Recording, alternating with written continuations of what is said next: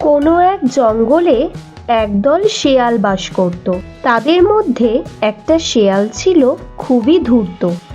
একদিন সে খাবারের খোঁজে জঙ্গলের এদিক ওদিক ঘুরে বেড়াতে লাগলো, কিন্তু কোথাও খাবার পেল না।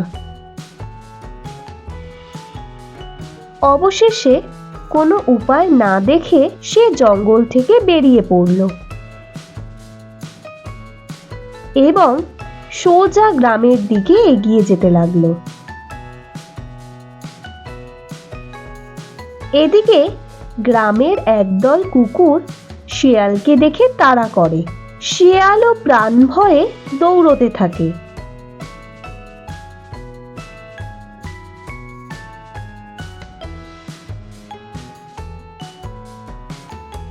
এইভাবে কিছুক্ষণ দৌড়ানোর পর শেয়াল একটা গামলা ভর্তি নীল জলের ওপর পড়ে গিয়ে নীল বর্ণ হয়ে যায়। কুকুরগুলো তাকে দেখে আর চিনতে পারে না।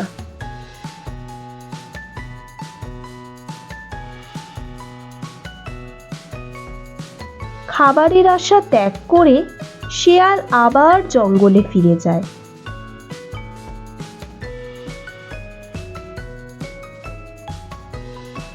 নীল বর্ণের এমন অদ্ভুত প্রাণী বনের কেউ কোনোদিনও দেখেনি, আর তাকে কেউ চিনতেও পারল না।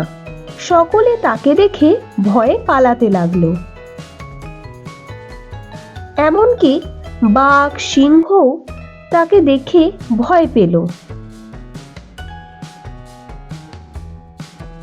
শিয়াল তো মনে মনে খুব আনন্দ পেল, আর তার গর্বও হলো। তোমরা কেউ আমাকে ভয় পেও না, আমি তোমাদের কোনো ক্ষতি করব না। স্বয়ং ঈশ্বর আমাকে তোমাদের রক্ষার জন্য পাঠিয়েছেন। আমি হলাম তোমাদের রাজা। বনের সমস্ত প্রাণীরা তাকে রাজা বলে মেনে নিল। বাঘ, সিংহ, ভাল্লুক, বানর ইত্যাদি সমস্ত প্রাণীরাই তাকে বলল, আপনি যা বলবেন আমরা তাই করব মহারাজ।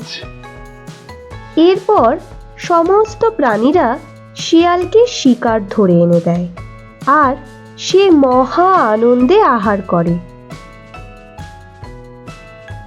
এইভাবে বছর খানিক কেটে যায়। শিয়াল মনের আনন্দে দিন কাটায়। একদিন সন্ধেবেলা পশুরাজ শিয়াল তার বাসায় বসেছিল, আর তার সামনে বাঘ, সিংহ, ভাল্লুক, ঘোড়া ইত্যাদি জন্তুরাও দাঁড়িয়েছিল তার আদেশ পাওয়ার আশায়। নির্মল আকাশে চাঁদ ঝলমল করছে। এমন সময় দূরে শোনা গেল একদল শেয়ালের হুক্কা হুয়া ডাক। শিয়াল মহারাজ সেই ডাক শুনে সব ভুলে গেল বনের জন্তুরা তাকে রাজা বলে মানে। মনে তার ফুর্তি জেগে উঠল। আনন্দে সে স্বপ্ন রাজ্যে চলে গেল। সে মুখ উঁচু করে ডেকে উঠল,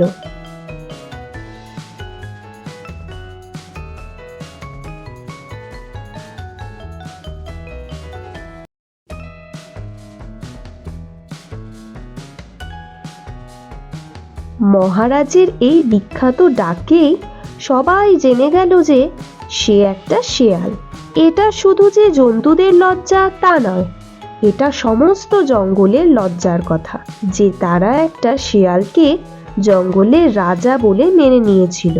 সাথে সাথে পশুরা তার উপর ঝাঁপিয়ে পড়ে। তাদের দাঁত আর থাবা দিয়ে শেয়ালের দেহ ছিন্ন বিচ্ছিন্ন করে দেয়।